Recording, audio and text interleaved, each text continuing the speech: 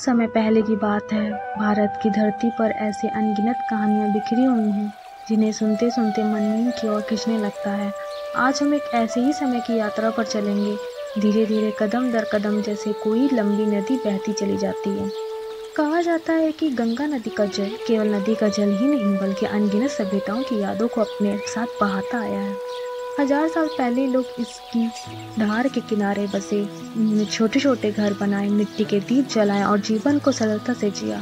रातें शांत होती थीं, चांद की रोशनी पानी के लहरों पर पड़ती और लोग उसे देखकर मग्नमुग्ध हो जाते। धीरे धीरे समय बदला, जनजातियां बढ़ी, गांव शहरों में बदलने लगे। किसान अपने खेतों में हल चलाते, बैल की घंटियों की आवाज़ खेतों की खामोशी को तोड़ देती और बच्चे मिट्टी में खेलते हुए हंसी की गूंज से वातावरण को जीवंत कर देते।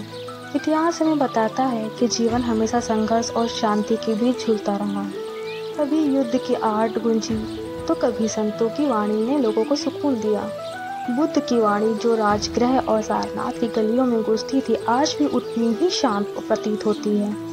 उनकी बातें भी थी कि जीवन को दुख से भरा है, लेकिन उस दुख से मुक्त। इसी तरह से धीरे धीरे रात गहराती है। हम इतिहास की यात्रा को और आगे बढ़ाएंगे। यहाँ राजाओं के महल, रानियों की कहानियाँ और साधुओं की तपस्या की कथाएं हमें और गहरी नींद की ओर ले जाएंगी।